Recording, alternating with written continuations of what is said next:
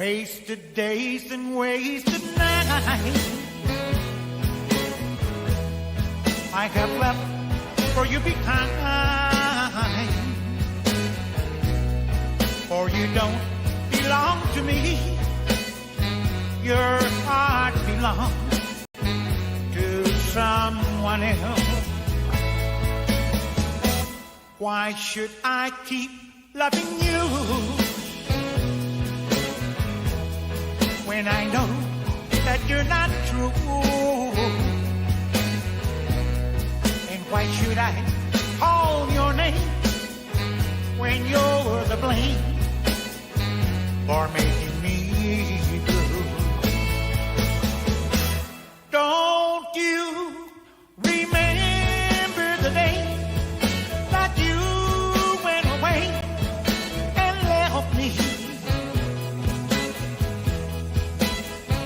I was so lonely, praying for you only, my love. Why should I keep loving you when I know that you're not true? And why should I call your name when you're the blame for making me blue?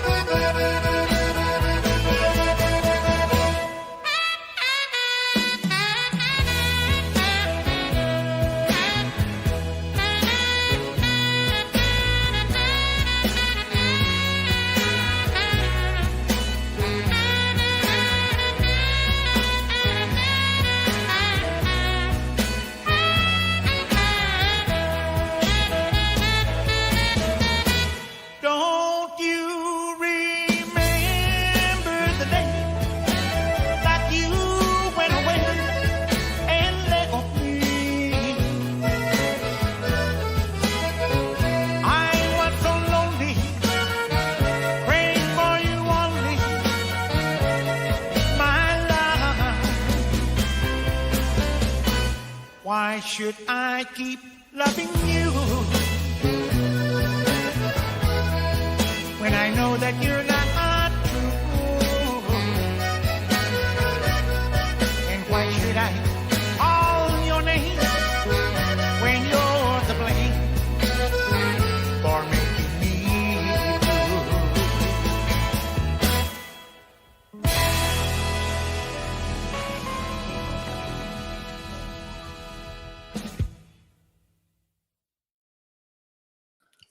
You know, Chalo and Benny, when we started this podcast, we said that we wanted to start it to help our brothers and sisters suffering from PTSD. And our number two, the main reason why we wanted to bring legends, people that made a difference, people that probably heard the stories or probably never heard the stories or probably didn't even know who they were, but we personally knew them as legends within law enforcement. Yes. And today, I know, Benny, you're going to be introducing our invited guest today. But I'm telling you, this is a legend that, oh my God, I can't wait to get into his story. And Benny, beautiful song. The pictures were perfect. I am excited about today's guest. But before we do, we have some very, very sad and heartfelt words to basically may our sister, La Mesa Police Department Officer Laura Craven died last night. She was coming back from the county jail after dropping off a 1016. As she gets on I-5, she's going northbound on I-5 at Fairmont Avenue. There was a car accident. I think, Chalo, you mentioned that she had only been on a year and a half, right? Yeah, in February, she would have had 2 years on, so about a year, 9 months. A year and 9 months, only 25 years old. She pulls over like we all have done, most of us cops. I mean, we were just talking before going live how many times, and by the grace of God, we weren't hit by cars, by oncoming traffic. She pulls over, puts her overhead lights, puts she gets out of her car, starts directing traffic, is en route to help the individuals involved in the car accident. A driver came by and basically hit her. She passed away yesterday. May she rest in peace. To her and her family, our prayers are with you and your family, and to our brothers and sisters with the La Mesa Police Department. Our prayers are with you and all your loved ones. This happened last night. And yeah, very sad. Only 25 years old, just starting a career, and our prayers are with them. But guys, I don't have time today after talking about our sister who passed away yesterday to go through everybody that's watching. But once again, we're grateful that you're subscribing and that you're watching. With no further said, Benny, it's all yours because I can't wait to hear today's episode. It is without going to be one of our best. It's all yours, Benny. Okay, so today we are pleased to welcome Bob Lopez. Bob served as a police officer with the San Diego Police Department from 1979 to 2004. A very amazing and impressive 25-year of dedicated service. In 2001, the Chief of Police of San Diego, David Bejarano, entrusted Bob with the task of creating the department's first alcohol substance abuse program. It became known as ASAP, ASAP. We're going to hear from Bob on this program, his intended target, the reasoning for such a program, and how he was selected to lead this program. After his time with San Diego PD, Bob worked with the U.S. Marshals from 2004 to 2015. Throughout his career, he was recognized for his achievements, earning 9 police Olympic medals, including 8 gold medals in arm wrestling. So the guy's got to be strong, and a silver medal for boxing. Bob, welcome to the Gray Line podcast, brother. Let me bring him in. Give me a quick second to exit line. Here we go. Here we go. Hey, Welcome, legend. Welcome, brother. Good to be here. Yeah. And Bob, you've been following us for a while now, because I mean, when we first started, I remember you sending me on Messenger, hey, I watched it last night. I love this episode. So, brother, we are grateful that you subscribed. You're one of our faithful, and we love you for that, brother. And we can't wait to get started. Let's go. Thank you. All right, Benny. So, Bob, let's begin by learning more about you. Can you share where you were born and raised, along some of the insights of your family dynamics? We'd love to hear also about your service to our country and your journey to becoming a police officer. Lastly, we want to find out about the challenges back then in the police academy. How tough was the police academy back then when you first started? I went in 79, and I'd done 5 years in the Navy. So really, the physical was no problem because I had really good shape back then. And and even the academics, I went to Catholic school, so it was kind of tough. So it was really a lot of fun times meeting people and learning the ins and outs of the job. But as far as the physical and that, sometimes someone yells at you, it kind of got to me, but I know it's all for the academy. It wasn't like I don't take it personal. Hey, Bob, you know what? First of all, I want to apologize right now. I saw it was Artesia. I don't know why I put a Sousa, but tell us about growing up. Where did you grow up? Your brothers, your father? And I know it says a Sousa. I apologize. It's Artesia.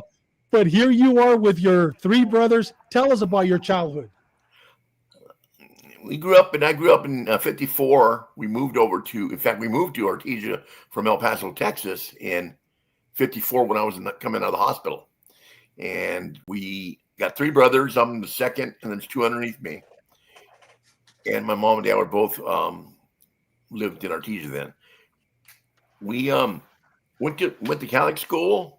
My dad was in the dairy business, so he was always milking cows twice a day. And we were basically a Leave It to Beaver Mexican style in that little town. I tended to go a little outside the track sometime, and that would lead me to a little, not big trouble, but I've seen some stuff. What else? Hey, Bob, was Artesia? I mean, we have heard about Artesia. When I worked for the Department of Corrections, I remember the street gangs. I mean, it was a pretty bad area, equivalent to East LA type. Was it gang infested when you were growing up there? Yeah, I would go over to the next block and I could count the people that were shot on that one street. In fact, I had texted some of the big Mexican mafia members were from there. Boxer, Daryl Baca, Night Owl, and those are just the ones I've kind of was run into during. You grow up in a neighborhood, you can be a good kid and stuff, and you're going to go meet people at parties. You can meet people at the park. Sometimes little league and stuff, or your neighbor's neighbor or your neighbor's cousin. So you're going to run into these guys. So it's just whether you want to go down that path, which could my whole journey could end at any time. I remember being at a party in Pico Rivera and shots fired, people fighting, and I just told my buddy, we're headed to our car and then we're out of here. It just hit or miss on so many different things through my life that it could have gone a different route. And then from there, you went into the military, correct? Can you tell us about your experience with the U.S. Navy? Yeah, I know I didn't want to go to college. So right after high school, I went inside the Navy, and I did 5 years total. Caught the tail end of Vietnam. It was really towards the end, and I know I got a medal for it. And we were in the gun mount for 2 weeks straight, pretty much just bam, bam, bam. I worked inside the gun mount, and I remember one time the people in the gun mount were saying, "If this round does not go off, we're gonna blow up." I guess there was a certain amount of time that if the round was jammed in there and a hot gun, it didn't go off, it could blow up.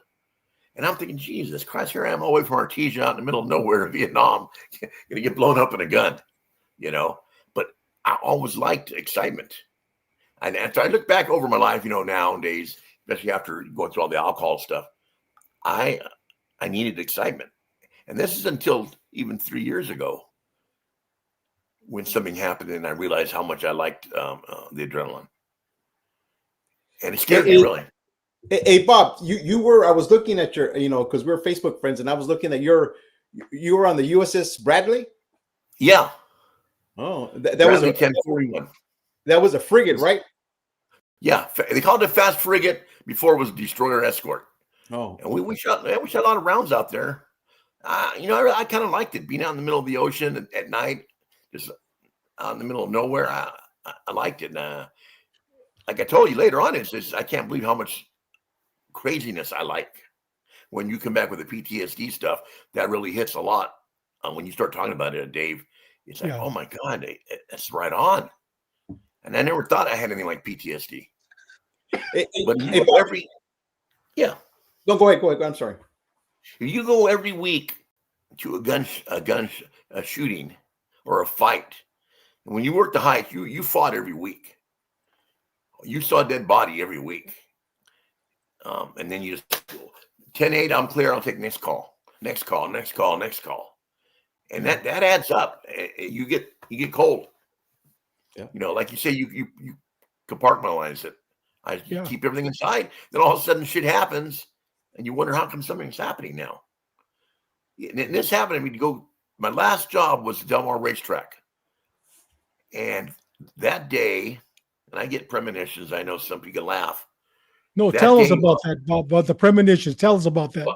Well, I was working that day before I got my uniform on. Somebody said, "Take your gun." We didn't carry guns, but I had my 38, and I kept getting an overpowering feeling. Take the gun. I go, no, I'm not going to take my gun. Long story short, the Ice Cube concert is after the horse races. There's a big brawl. This is after you're retired, Bob. You're working, or you're still on the job? Yeah, it's like 3 years ago. 3 years ago, okay. And I like horse racing, so I wanted to go be security. Del Mar security. The crowd's trying to break down the gate to go watch Ice Cube. Our HR lady, she's 5 foot max, was trying to help out. And I see some homeboy, probably about 30 years old. and he's like grabbing her and pulling her arm. So I just react. Boom. The fight's on. All of a sudden I see a guy pull out a gun. And the sheriffs came to my rescue and shot him and killed him. No, they didn't kill him. He didn't die. But that day I had a big feeling of take your gun. And that's not the first time something like this happened. Bob, this was 3 years ago? Yeah, I was 68 years old. I sent some pictures in there somewhere of me throwing blows. But what got me after all the detectives came from the sheriff's station, and we're all sequestered, and I'm enjoying it. I'm like, let's get some pizzas here, This is the most fun thing that's happened to me for a little bit, Uh-huh. And I go, that ain't right. And then next day, that was my last day. I said, you know what? That's not right for me. I could see, I had no fear. Yeah. And the next day, both my rotator cuffs were torn. Yeah. So I go, oh, that's not for me no more. That's long life of being like that. Yeah. And you know what? Cocaine Cowboys, Chris says, your gut is never wrong. He's absolutely right. That gut feeling, you know what I mean? That's never wrong. Hey, Bob, we're going to come back to this. We're going to come back to this because there's so much more to talk about. Now, let's go back. So you're in the military. You saw a lot of action there. So now you're no longer in the military. How long did it take from the military to become a police officer with the city of San Diego? Take us through there. Not even a year. When I got out, I started applying. Back then, you could open a lot of federal jobs that were closed when you were in the military. If they had given the test when you were in, you could take it. So I went to the marshals, the sheriffs. I go, whoever takes me gets me. And weren't they in for a surprise? So the PD got me. So you came a year later. You were working with the San Diego Police Department. Yeah, within a year. Did you go to the academy with Bejarano? Exactly. That's what saved my bacon, really, because he went through how was he in the academy? Tell us. David Bejarano, by the way, was the first Chicano or Latino Mexican chief of police in the 100+ year history of the San Diego Police Department. They went through the academy together. Years later, he became the chief of police, I believe in 2000. Tell us about that. We're the same academy, and my family's from El Paso, so we had a lot in common with that. And we became partners. Now, we were partners. It was like, this guy is the most mellow guy you've ever met, But he would brawl when he had to fight. He would fight. Mm-hmm. And I remember him thinking that when he was a sergeant, I go, this guy's pretty sharp. If he would, really, he was kind of timid. I felt he was timid. And I go, if he would start meeting some people, man, he could go places, this guy. And but he always looked out for me too. I wanted him to do well. And I told him, Dave, I'm not a sergeant guy, I'm just giving my car, let me get my 7-Eleven coffee and go mess with the gangbangers, see who's who out there, and the hot radio calls. I think I told him, I go, Dave, how come you and I are always our pedals to the metal going to these calls? And then we see other people who would become chiefs and this, not, that you never see them anywhere. Yeah, no, he's sad to say, but the Mexican cops out there just, getting into it, and it's part of the thing just to make up in our blood. We're not going to walk away from shit like that, Hey, Bob, right out of the academy, what command did you go to? You and Dave? Southeastern.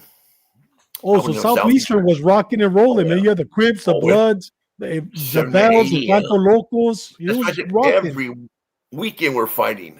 Every weekend. And we did well, really. Yeah. But there was shootings every weekend. Yeah. Drive-bys, this, that. And then you go party after work. And that's, that's where all that other stuff sneaks in. Yeah. And this segues into Chalo's question about being, go ahead, Chalo. Hey, so I mean, you touched a lot of stuff, about that. But it was one question that I couldn't ask, Bob, when you were in the Navy. Did you ever get seasick? No, I didn't get seasick. Oh, you know what? Every now and then when it got really, really bad, you'd be going like this in your rack. And I almost fell overboard. I came out the side hatch and they rolled this way. And I rolled into it was just a metal railing. Yeah. And if I went over right there, no one would see me. Wow. No, but, I kind of liked it. Which was the roughest sea? Was it the Sea of Japan? What was the roughest, or what was the roughest that you almost fell over? We had to be towards Japan. Yeah. You know, we went to Philippines and Hong Kong. But you want me to throw some boozing in there eventually? Oh yeah. We're gonna go there. We're gonna go there. Little by little, it all gets there. Yeah. Yeah. Hey, Bob. Paths. So you were recognized as a proactive officer during your time in San Diego, dude. And we all heard stories about you in the past. What was it like working the streets back then? You talked about you and Chief Bejarano getting into it. You know, could you share one of your most memorable incidents while on patrol? Something that stands out a lot while on patrol. Something that got you, you know, throwing chingazos or saving somebody or doing something. You know, having to fight something. You know, another one. One of the last ones was suicidal guy, backyard, sitting on a swing with a shotgun under his throat. So I, of course, first one there, go inside the house. I find me a bedroom. I jump on the bed. I peek. I get the dialogue going for about an hour, and I finally get him to put the shotgun down. When he got out, he goes, "Oh, you're a cop." I go, "Yeah, I'm a cop." He goes, "Well, I would have known that. I would have just shot you." And then his mom, to top it off, yelled at me for messing up the bed, for standing on it and getting it dirty. Oh my God. You know, and I just kind of shook my head and go, you know, that ain't right. Because I could have dumped him. But another part was when that one, I have a lot of suicide calls. But after that, I thought, I didn't care what he did, as long as no cops got hurt and I got off on time. Yeah. You know, I'm glad it went the way it went, and I hope he did anything crazy in his life. But I've had a lot of suicides like that. I mean, a lot of talking people down and out of stuff. I had a real inkling for finding lost kids too, which I would just tell Dave, "Hey Dave, turn left, turn right, go right," and boom, there'd be the lost kid. There was a description just went out. So I believe in some premonition, some psychic stuff a little bit, because I've had shit happen to me. Hey Bob, can you share some of the stuff that's happened to you? Because I believe in that. I believe in that. I really do. I believe in that. I believe in the sixth sense and I believe hearing the voice of God. I mean, I truly do, because I'm alive today, and I'm sure Benny and Chalo's alive because of the voice of God. My stuff, a lot of it comes like something will happen, and it'll happen a week later. I was going through New Mexico on the way home, and I'm with my cousin. We always stop at this big pistachio gift store, the big huge pistachio. Anyway, we pulled up. I'm getting ready to get out of the car, and I'm saying, "Take your gun, Bob. Take your gun." And I go, "Why would I take my gun to a damn tourist hotspot?" A week later, somebody took somebody hostage, dragged him inside that little store right there, and held him at gunpoint. So it was like a week off, but the feeling of wanting to have my gun with me, and then that's happened a lot of other times too. You know, you don't think about this stuff sometimes until you get older. Bob, right now Benny's going to get into the Olympics and so forth. But tell me about some of these legends. I'm looking at all these pictures. I know a lot of them. Sharon, I forgot her last name. She was a great cop, great sergeant. And I'm looking at Pete Cruz over here. I mean, I'm looking at all these legends. Tell us about some of these people that you got a chance to. Those from San Diego PD will know, especially Chris Kilby, Sean Murphy, who you're talking about. You know, everyone, Roger, Rick Edgel. Rick Edgel was one of the first ones to come out as gay. You know, to have the courage to do that, that's a big deal. On a police department. You know, Kevin Wong, even steady-handed, great guy. Gary Phillips, Chris Farmer would knock you on your ass. All those cops right there, you wouldn't do what you see on TV nowadays, touching them, pushing them, elbowing them, telling them no. That didn't happen back then. I wouldn't let people say no to me 2 times. You know, like you say, you ask them, you tell them, and then you make them do it, and it could happen within 3 seconds. But Bob, Bob, we were blessed to work those days. We were blessed. You know, I hate to say it, but I'd probably be fired if they had video cameras back then. Oh yeah, my brother took me to the jail days with him and Clyde Kodatic. Yeah. just swinging wood. Oh yeah. Oh yeah. But nowadays, I don't see how you can do the job. I don't see how. But My you had daughter an wanted opportunity to work with some great legends, man. I mean, man, well, what an era, the 80s. especially when it rolled over to National City side, and you went and Mhm. covered them, Yeah. and then you see how they do it. Yeah. Yeah. Yeah. Oh, John Jenner, Oh, a Billy legend. Nemick. You know all Yeah. the heavy Legend. hitters. Oh, yeah. That's the kind of aura I wanted when I walked around the station. Reggie Frank. Yeah. Oh Another God. great Reggie Frank, man. Outstanding legend. Yeah. Everybody you named. Yeah. You know, Hey Bob, go ahead. I was go working the ahead. pistol range with Reggie, and Oh, I seen a couple of Middle Eastern guys sitting in a car in the parking lot of watching the SWAT guys train or somebody train in the back. And I go, hey Reggie, you got and a couple of Middle Eastern guys out there. He go, let's go. And we went over there and F5. You could do that nowadays. They'll say it's a public lot. They have a right to go in there and watch the police train, and they'd get away with it. But yeah. back then, you grabbed one good partner and you took off running, took care of business. And Reggie Yeah. Frank was your sergeant, right? And as a sergeant, Yeah, let's go yeah. get him. Oh, He said. legend. Yeah. He would also tell me, hey, Bobby, go down to Cuatro Lamilpas and get some food for us. Or, hey, Bobby, let's go look at some Harleys right now. I go, I Yeah. can't be doing it. He goes, yeah, I'm the boss. Let's go. You'd go do That's stuff, right. but then you'd make it up on the other end, you know? Yeah. The guy was a legend, man. Benny, it leads to you. Here we go. So Bob, Police Olympics. Tell us about the competition fields Okay. you were involved in, arm wrestling and boxing. Talk to us about that, man. Tell us about that. I was in arm wrestling before I became a cop. And I would just do tournaments for fun, somebody with a cousin of mine. And I told David, my best win was I beat the 75 world champ like a year after his last championship. So I saw when I went and joined the police department, I saw they had police Olympics. And I started arm wrestling. And I got like 8 gold medals for that. And the boxing part I just did because my dad and I have watched boxing since we're little kids, since I was a kid. Every week we'd watch boxing with your old man, you know. Mm-hmm. So I tried it. And the first time I bought it, I got one of your sheriff guys. He looked like Indian Danny Red Lopez. God, I wish you remember his name. Benny will remember his name. Maybe about 81 or 80. Not Chino Guerrero, right? Yeah, that was him. Yep. Okay. Yeah, and he was good. I was lousy, but he was real good. And He was good, yeah. All of a sudden he'd be me. I go, what the hell? And I'm just shuffling my feet and go forward, you know. That's all. And I think, I did knock him down. I knocked him down one time with a jab. And I got pretty excited about that. But he won the second round.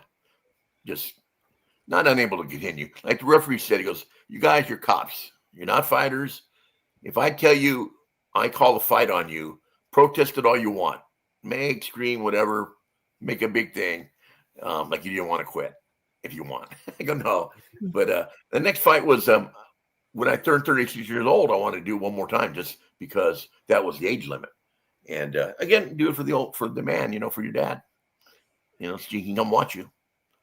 And that one I didn't, I don't remember how long that one lasted. The arm wrestling was easy. Hey, Bob, the first time on the ring, man, tell us your emotions. What went through you? How'd you feel? A lot different because if you just in a street fight, it happens. You just go, you do it. Now you feel like a trick pony where you're walked up down the aisle, got everybody sitting around. It throws you all off. It threw me off.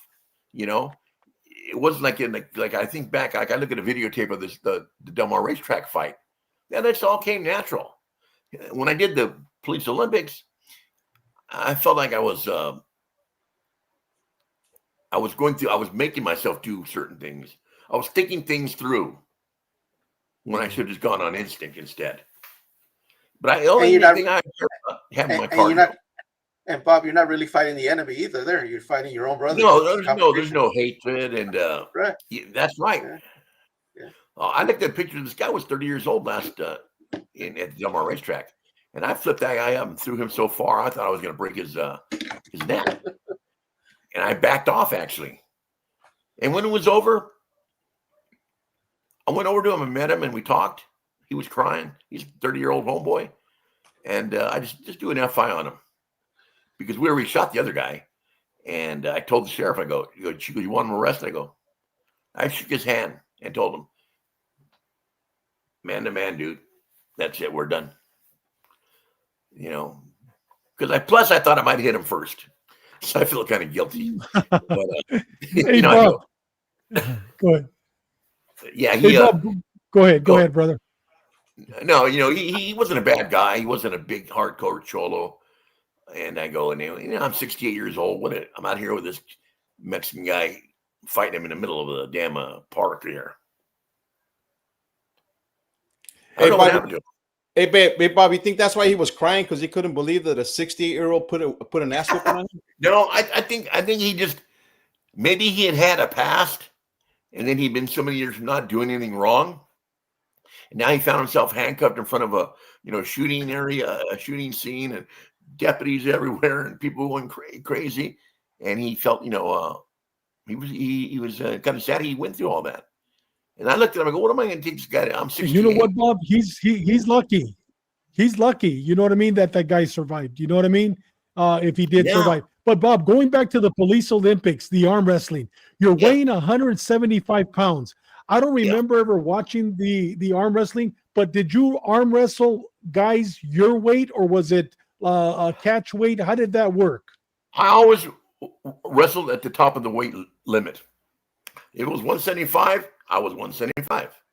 If it was 165, boxing was 165, so I had to cut down to 165. But always at the top of the weight for advantage. So was it like boxing? You have welterweight, you have middleweight, you got light welterweight, and then you have heavyweight, cruiserweight. Was it like that with the arm wrestling? Was it the same with arm wrestling? Exactly. At open and novice. So I was open. After you've done a couple already tournaments, you got to go into open division. So there was no pro division because if you were a pro, like a boxing pro, you couldn't do it. And you would arm wrestle guys at 175. That's how much you were weighing, right? Yeah, exactly. And you won it 8 years. 8 years, the gold medal for San Diego PD.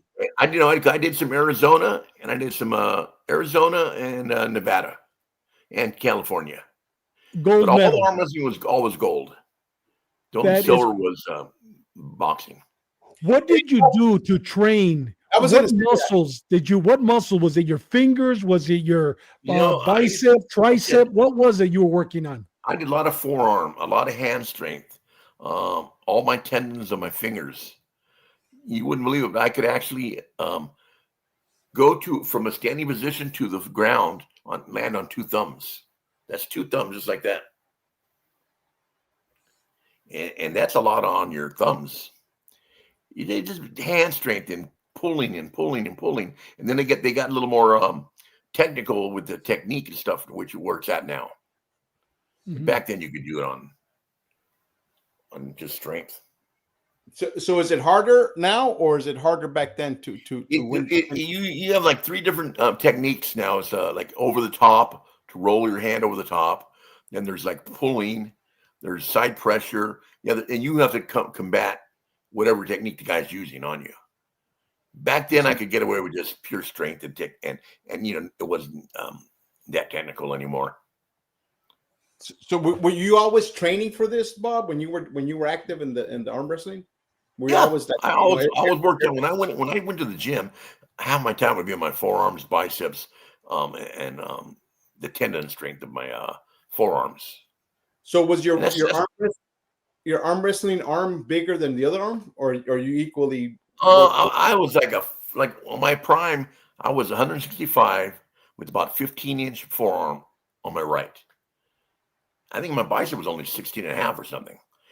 But all this came from my dad. All my dad, I used to see the strength of his hands for milking cows. And I go, oh my God, that's pretty strong dude. Plus he did a couple little legendary things when I was a youngster with his, not fighting or anything, but with strength. And it really impressed me. So everything that was to impress my dad. Tell us, Bob, what stuff did your dad do? We had a neighbor guy who was, he was a huge, and he had a medical emergency, and my dad went and lifted him like a damn baby, and the fireman didn't even pick him up. They said, we can't get him, he's too heavy. And my dad just picked him up like he was nothing. And I go, oh my God, this guy's strong. And another time he picked up a 55-gallon drum, and I swore with the edge of his fingernails, the edge of his fingertips, he was lifting that thing. And he would laugh. I'd tell him something about strength, and he'd just laugh. Like, don't we all, we all grew up on dairies or, working hard with our hands. And then I started reading about old time strong men. Back in the days, it was all forearms and hand strength, throwing around engines and then motor engines and lifting things with your hands. And that really impressed me when I was a kid too. And plus I was a skinny kid. So I go, man, I got to get some strength on me. Hey, Bob, were your brothers blessed with that man strength too? My brother Joe in the Sheriff's Academy almost busted that hand strength machine. It's the highest the guy had ever seen, he said. And that so was you all had that Samson strength. Yeah, he didn't lift weights. My uncles on my dad's side were all they'd knock all. My grandpa had knocked a couple horses out with a punch. I don't know why I was punching That's a horse. crazy. Wow. I mean, all my uncles on my dad's side were strong country people, dairy farmers. Hey, Bob, Benny right now is going to go into the alcohol portion of the interview. But before he does, I want you to talk real quick about the San Diego PD Mounted Patrol Unit. Tell us about your experiences there. I get out of 86. I got back to the job after my little alcohol suspension. And you know what? One thing the San Diego Police Department, they treated me great. I owe them everything. They didn't hold anything against me. What I had done, clean slate, start fresh. And I got on the mounted police within a year or two. I just saw it. I liked it. Another thing is, that's my dad was always on horses. I got pictures of my grandpa's on horses. I go, I'm gonna go put in for it. And Larry Triplett was the interviewer. So I just met him one day at the corral. I said, hey, Dan, Larry, I don't know you, but we started talking. I was in the Navy. I go, this ain't one of these jobs where they ain't taking no Mexicans, are they?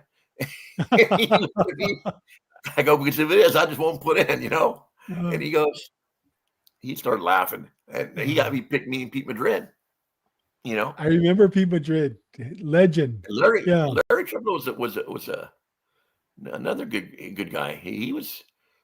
All the cops in the old days were great. I loved all of them. Kick ass and take names. Hey, Bob, did you have any experience with horses? Did you mount a horse prior to going to the mountain unit? Did you have any experience at all? Not that I remember. No. You talk about mountain horses. I've always liked horses, Artesia Park, when I was a kid, they had the little park over there, and Artesia had a little fiberglass horse in the playground. And I remember being a little kid and just sitting on that horse for, half an hour straight. It did nothing. It was a fiberglass horse. And I remember going over there and playing and stuff and sitting on it. And other than that, I think we had a couple, Bob Roche and I had a horse. He had a horse out in Campo. And when I lived out there, my little geographical, I call them geographicals. Geographical, real quick, is when alcoholic goes someplace to try to escape the drinking. And usually they'll do a geographical move. And like someone told me, goes, wherever you go, you take that booze with you. You think you're gonna cut back. If I live out in Campo, I live out in Descanso, I'm gonna cut back. There's gonna be nowhere to go. But until you take care of that drinking problem, it's always there. And you know what? That segues into Benny's question. Go ahead, Big Benny. Well, we're going to go into the details about the alcohol abuse program that San Diego started, known as ASAP. How did they get started, and what was the reason behind establishing such a program? And was it intended only for police officers or for the public? And why did they select you? When I got a big barroom brawl in Flint Springs Inn over there off Old Highway 80. And my sergeant was Bejarano. my old buddy, and he had to come pick me up at jail. I got a fight with some bikers, and he picked me up at jail. And I remember apologizing to the guy. I said, "Man, Dave, I'm your buddy, and I should never have to put you in this position like I did." Next thing you know, it's October of '86, and I'm terminated. In fact, it was Dave. Dave called me in. Said, I read it. I read the paperwork, and I go, "You know what, Dave? I'm sorry I put you in this spot. I probably would have fired myself too." And we shook hands, wished me the best, and I got ready for my civil service hearing. And that come up in March. I think it was '87 or '88. And thank God, the Civil Service Commission overturned my termination. And they said, you've been out 6 months, stay out another 6 months, and then come back. And you wouldn't be surprised how many people were happy for me. And I'm talking people like from the chief level on up. But I think nobody knew what else to do. I remember walking, they put me in the front counter, light duty for a while. This is when you came back? Right, yeah. When I came back from the brawl, they put me in light duty at the front counter downtown. So, I told myself, I go, Bob, be the best front counter guy you can be. Don't be, a disgruntled employee. You screwed up. So now go be the best front counter guy you can be. And while I was there, and I just did a good job, and I got accommodations working the front counter for working the front counter. And people said, "I thought you were getting terminated." I go, "Yeah, I'm getting terminated any day now." Chief Enerson met me in the elevator one day, and we were going up the elevator. He goes, "Hey, Bob, you going to go to the Police Olympics?" I go, "Dude," I go, "Chief, I'm getting fired." He looked at me and he shook his head. He goes, "Well, I've heard some good things." And that was my ray of hope right there when he said that, because these guys know what they can and can't do. So I think a lot of all my I'm not gonna call it luck, but I like to think of myself as a personal kind of guy, get along with people, have a laugh, and a lot of that is like I told Bejarano when I thought he was too timid. I go, "Man, you got to start meeting people. You got to enjoy life, have fun. Just you can't be a stick in the mud." I think you have a better chance if you ever been going to these, whether it's training or Police Olympics, or you're a runner, or you're rubbing elbows with people who you might not meet in any other situation. I didn't get to see the chief. I'm not like remember Joe Navarro was a big runner, and another guy who I think had some good breaks too. Yeah. So you got to. It's hard to tell. Sometimes I wonder how come I'm so lucky. God has blessed me. Yes. But it all comes down because I always wanted to see a fair shot for everybody on this department. And Bejarano told me, he goes, "Bob, people aren't getting a straight shot. Like let's say you were the division and the captain used to be about alcoholism. Well, you might have a better shot than someone who doesn't. He's just going to say, 'Hey, black or white, you're out of here.'"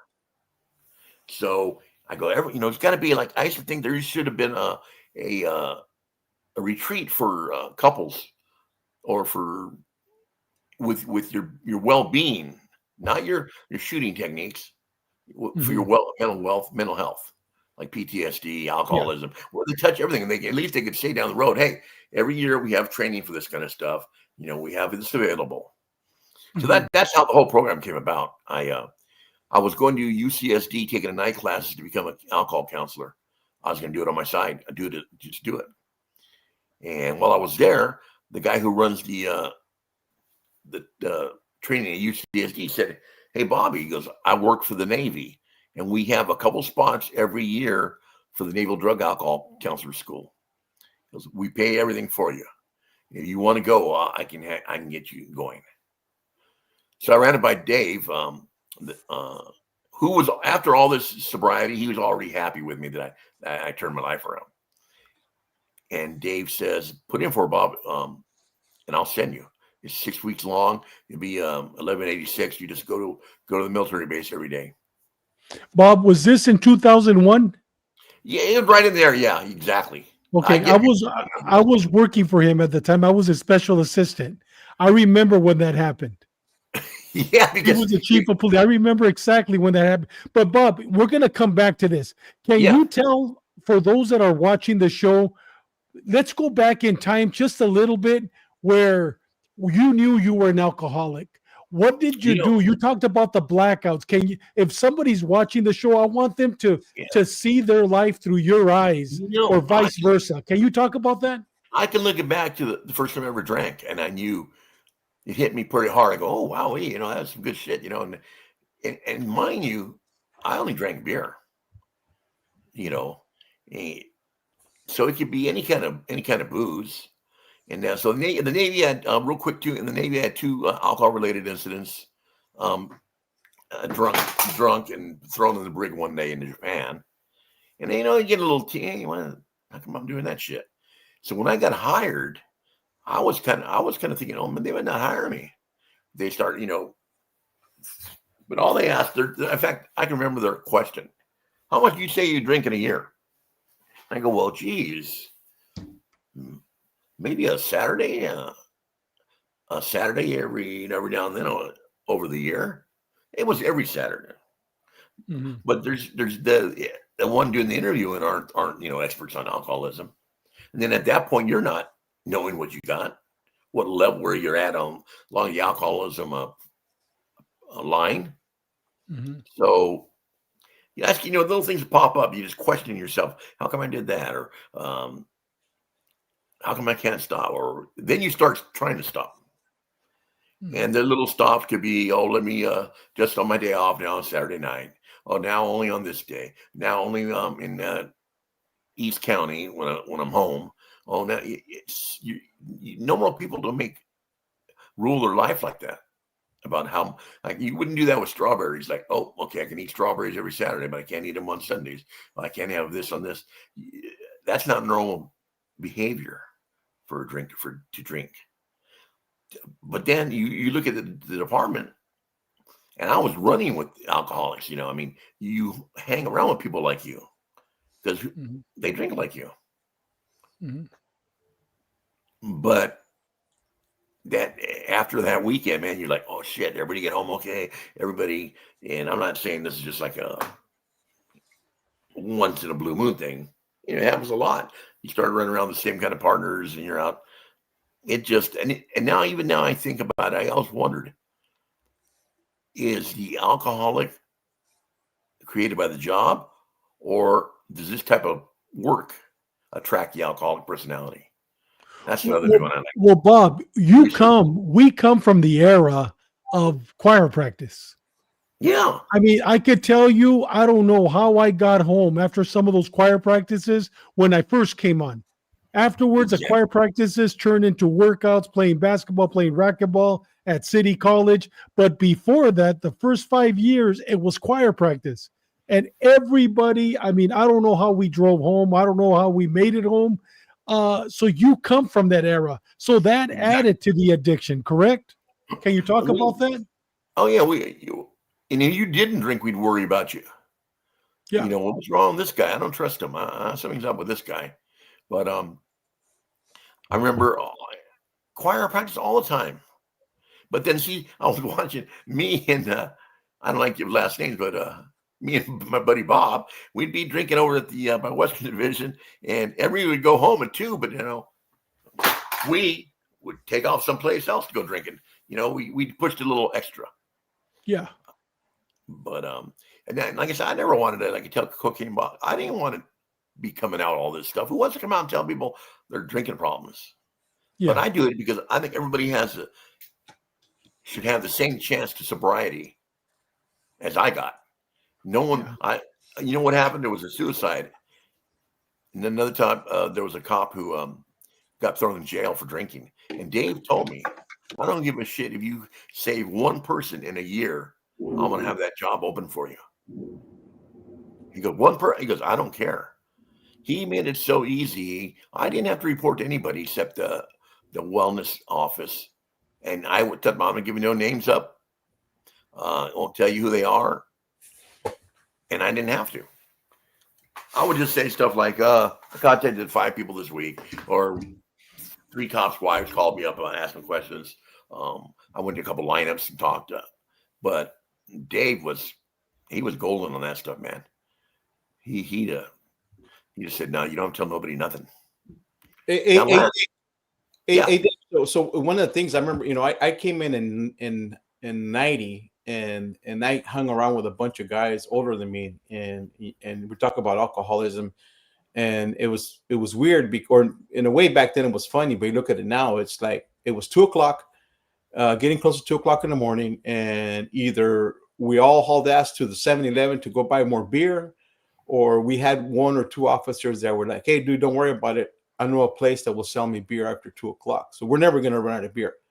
So we had that. We also had a couple of guys I worked with in my shift that they would come to work and they had their ice chests already ready to go at the beginning of the shift. And they already had a bunch of beer and stuff like that. They had a 24-pack of beer and with the ice chest in the back of their car. And as soon as we got off, dude, I mean, we knew, we had enough beer to party till, wee hours of the morning, especially when we were working the swing shift. We got off at midnight. I mean, we partied till 6, 7 in the morning, 8 in the morning. And these guys were just party hard, man, party hard. And one of them, actually, we ended up firing him at the PD did, because he drove up to the PD into the rear parking lot while we're all briefing to go out and do some search warrants. And he drives up with this kid in the car, and the guy's drunk, dude. And the lieutenant there puts him on does FSTs, and he puts him on the breathalyzer, and then they take him in, and they book him in our jail, and then they release him to his wife, and they put him on admin leave. But the guy had already been given this was his second chance. The guy had signed a second chance agreement, and they already had sent him out to get rehab, and the guy never learned, man. Good guy, just. That's what eventually we found out when I was going to LA, where I discovered the cop program, alcohol program, when I was on the year suspension. And I remember walking into my first meeting over there and have a uniformed sergeant say, hey, my name's Joe, I'm alcoholic, nice to meet you. And that goes against everything in the culture of a cop, because to quit alcohol, you've got to give up. When you're a cop, you're taught never to give up. So you get conflicting things in your head. You're tough, you're gold. I thought I put a Superman uniform on every night when I went out in the field. I felt powerful. And when you get to alcohol, you don't have that power anymore. And then that with getting in trouble, and then you're doing, then you go save a life, then you go do this, then your head starts spinning like, am I a good guy? Am I a bad guy? So that's what would help with Chief Bejarano. He cared about the people, and he didn't want to see anybody go through the stuff. This, like here in the court, this little thing that you put, that's the program. And right there, what my daughter put on that above it, that means everything to me right there. Yeah. She never had to see me drunk, because she's only 26 years old. She one day came to me like she was about 10. She said, hey, Dad, Mom says you're a drunk. And I go, have a seat. Let's have a little talk. And I laid down to her, and I told her the little story. And she goes, well, that's good. And that was the end of it. She's 26 and she doesn't drink. Not because she's ever seen me drunk. She goes, Dad, I don't feel like I need it. I go, if you don't have to, you don't want to, you don't do it. I go, live life on life's terms. God, family, you don't need alcohol. And if someone needs help them out. But that right there was enough reason right there. Bob, can I read it real quick? She wrote it. She posted it on Facebook, and it says, my dad is my hero forever. He beat alcoholism and created a program 20 years ago that is here in San Diego. Heart. He is the biggest blessing in my life. Thankful to have such a strong man as my dad. And she wrote this beautiful, I read the article, beautiful article talking about your life, the things that you've done to help so many others on the ASAP program. I mean, what a blessing. What a blessing. I got custody of her around kindergarten, first grade, and it's been me and her ever since. There's mom's kind of out of the picture, but she also put one when I got in that big fight at Delmar racetrack, a letter. I was worried a little bit, Dad, but I know you can fight. And she goes, I wasn't that worried, but I'm glad you're okay. And Bob, you live with her today. Yeah, right. You live a block away from the tele. My kidney went bad, so I came to Mayo Clinic to get in the kidney program to get a kidney transplant, and that's right up here by Maricopa. So she goes, "Come live here, Dad. Stay here," and here's where I've been for a couple of years. She can't give me a kidney because she got a bad medical issue. Yeah. Man, Bob, you know what? We're winding down now. What are you doing today? What are you doing today? And tell us where the San Diego Police Department is with that program you started. Yeah. Now they have a wellness unit, but the ASAP program is still part of it. Can you share with us today what's going on? They meet every Tuesday. They meet every Tuesday night around the Sano Road and 52, and the meeting's like about, I think, 7 to 8. And that's been going since I started it in '86. Me and one other guy. And we get to the meeting room one day and want to go home. Well, the AA says where two or more can meet, you meet. It'd be like same with preaching. Another guy wants to hear the word, you hear the word. And I'd been there in meetings with me and one other guy. Louis R. I can name names go on and on. But that's the thing. You follow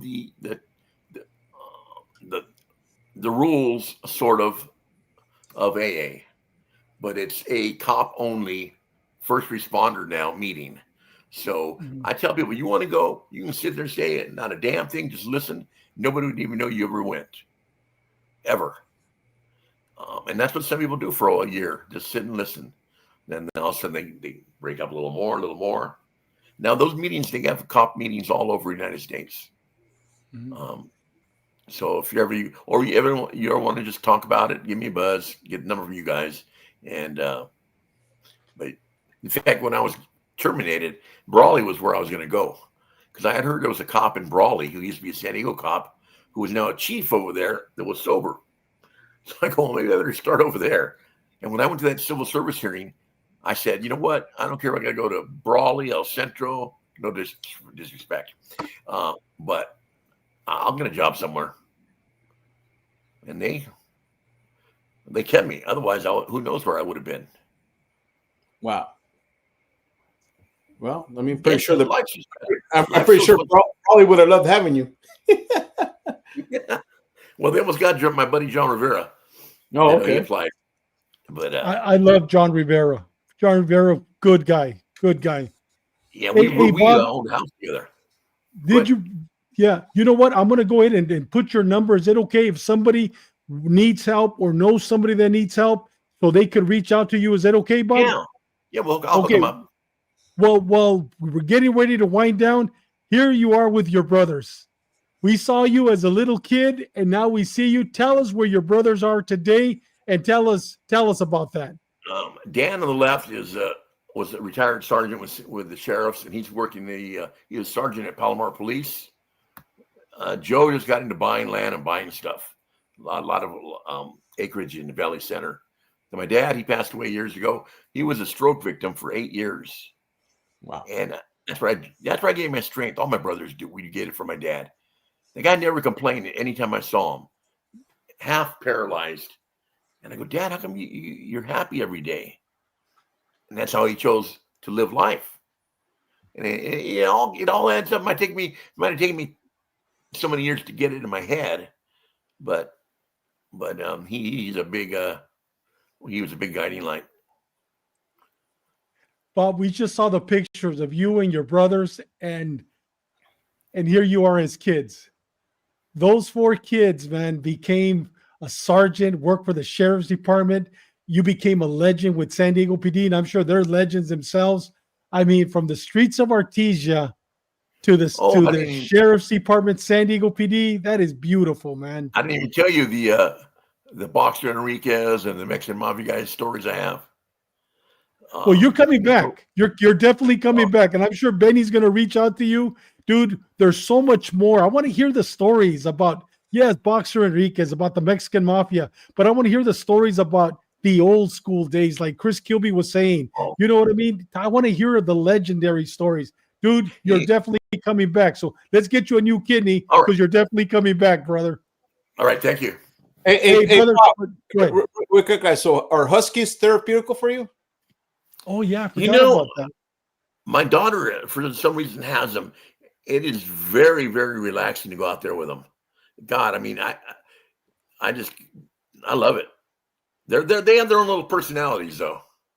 You know, I have two of them. I have two of them, and they're I call them the felines of the canines because they're more like cats. If they're not feeling it, they ain't gonna do nothing for you. The head dog will give me like a minute of love. Yeah. The females give you a lot more love, but they all have little personalities. But my mind is quiet when I'm out there with them. And I will talk about that PTSD stuff, Dave. You hit it so many times. And I've had people tell me stuff, Bob, you know, you got something PTSD. I go, nah, you're crazy, man. You never heard of that shit when you're a young kid growing up. That's right. You know, that's why it was so hard. We'll talk about it later, especially strong Hispanic people to get sober. How the hell are you going to enjoy your life? That's what you think. Yeah. But, hey, brother, man, you know what? You're definitely coming back, Bob. We're going to pray that God may give you that new kidney, but you're definitely coming back. With that said, Benny, any last words for Bob? And I know you're going to make that phone call to bring him back before he comes back, Benny. You know, Bob, thank you for coming on. I know that, this is our stories that cops usually don't want to talk about, personal issues, especially being an alcoholic, drug addiction. I mean, you came on and you handled it like a true man, like a true trooper, man. We appreciate that. Yeah, I mean, and go ahead, brother. Good, Chalo. Go ahead, Bob. No, it's the way it should be. But anybody who wants to get sober, you can do it without anybody knowing. Tell nobody at work. I've got people says, "What if you got a drug problem?" Well, I don't want to hear a drug problem if I'm working with PD. You go to a meeting and say, "I've got a problem with alcohol," but if you bring out the felony part of it, you screwed yourself over. So hey, Bob, Sean's already claiming you. He goes, no, next time he's coming on Ash Wednesday. Sean's already claiming you, brother. Oh. Sean, go ahead. Chano, any last words for Bob? Hey, thank you a lot, brother. I enjoy, having you on, and I enjoy having you as my Facebook friend. Like watching those Huskies out there and some of the stuff you put on there. God bless you, brother, and we'll keep on praying that you get your kidney. All right, guys. Take care of yourself. Thank you, brother. God bless you, man. I'll give you a call later on. Thank you. God bless you. Goodbye. Man, Benny, what an outstanding episode, huh? Man, I love today's episode. It was great. It was great. Those are not easy conversations, man. No, they're not. Yeah. No, they're not, sir. Benny, tell us about next week. Who do we got? Well, we got Carlos Chacon. We're talking about another San Diego PD legend. I'm telling you, San Diego PD's got a lot of legends, yes, man. We do. Yeah. Detective Sergeant Carlos Chacon, he was one of my mentors when I was in the jail. When I was in the jail, all the gang stuff, I would give him a call. He would immediately respond. He taught me so much about prison gangs and street gangs in general. He was an expert in the Mexican Mafia and Nuestra Familia. And actually, he was also a founding member of the San Diego PD's Border Alien Robbery Force, which was known as BARF, which was established in 1976 to address all the bandit activities along the San Diego-Tijuana border. Their story was featured by Joe Wamba on his 1984 bestseller, Lines and Shadows. Carlos is really an icon to San Diego PD. It's going to be awesome to have him back. And Chalo says, let's go to LA Dodgers. Chalo. It's okay, Benny. I got a cap for you, brother. It's not okay. It's not okay. Man, next week, I can't wait, Benny. We have the last of the gunslingers. Guys, tomorrow night on Ash Wednesday, we got a great episode. Have your drink, whether it's coffee, whether it's water, whether it's scotch, whether it's tequila, whatever you may have. Do you not want to miss tomorrow's episode on Ash Wednesday? You got Phoenix Police Department retired department legend, Detective Sergeant Johnny Vasquez. This guy was one of the first undercover detectives that bought dope, one of the first gang detectives. When he did, I guess he also worked, I think it was missing persons or homicide. He worked some cases, serial killers. Guys, tomorrow we're going to go from cartels, from gangsters to serial killers. This man has done it all. And Bobby Arce got him. He's going to be on. This is him working undercover. Don't tell me which one of the two he is. It's one of those two. As you could see, he worked deep undercover with a lot of gangsters, a lot of dope, and solved several homicides. And it's going to be an outstanding episode tomorrow night on Ash Wednesday. We'll see you at 5:00 tomorrow night. Benny, once again, you knocked it out of the park. And I just want to say real quick, guys, that's Bob Lopez's number, 619-993-3869. This guy, you could call him at 3 a.m. If you know somebody that's suffering from alcohol abuse, he has a book this thick where he can give you resources, no matter if you're in Miami, you're in New York, or you're in San Diego, he could get you the right help. That's the man to call. Thank you once again. Benny, last words, my brother. Something for the public, and not just for the public, but for us that are now retired. Do not forget to be thankful for those who are working today to keep you and your family safe. Yeah. Chalo. One of the things, it's guys, and I pray for us all. Don't let politics divide friendships, families. They don't care for you. The right, the left, the middle, they don't give a rat's ass about you, dude. You're fighting, you're creating division amongst friends and family over people that don't care. These people want division because they want to keep on getting rich. They want to keep on holding power. If people put as much, of that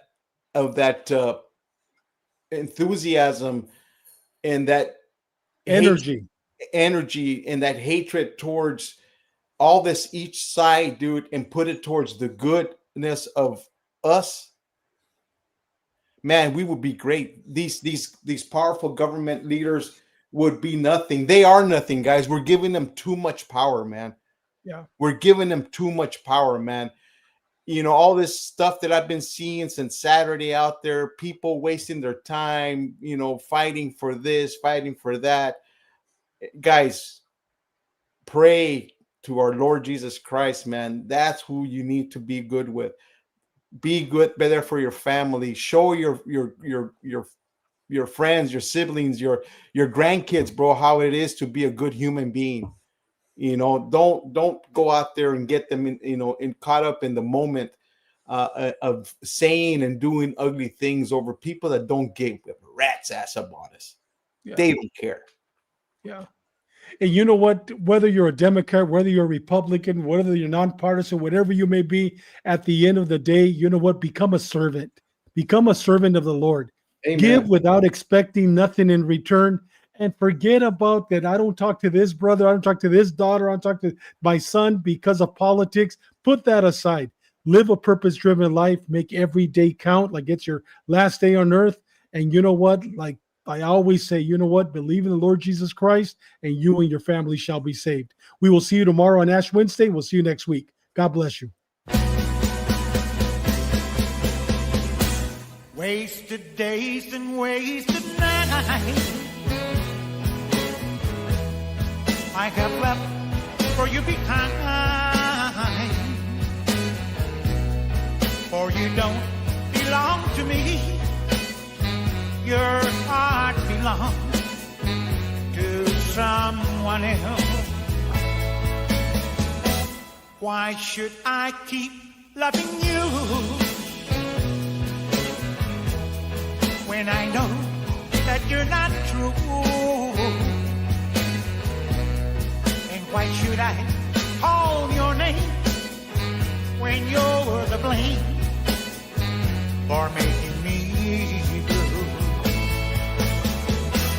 Don't you remember the day that you went away and left me? I was so lonely, praying for you only, my love. Why should I keep loving you when I know that you're not true? And why should I call your name when you're the blame for making me blue?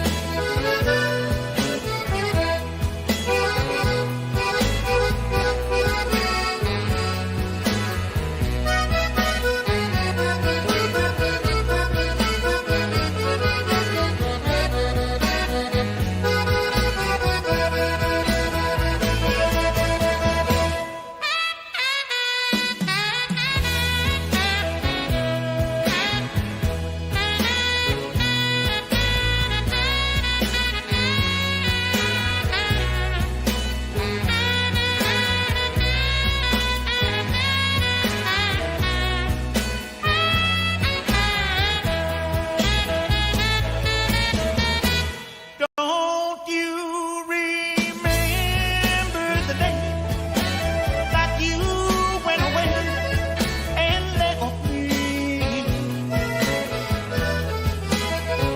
I was so lonely, praying for you only, my love. Why should I keep loving you when I know that you're not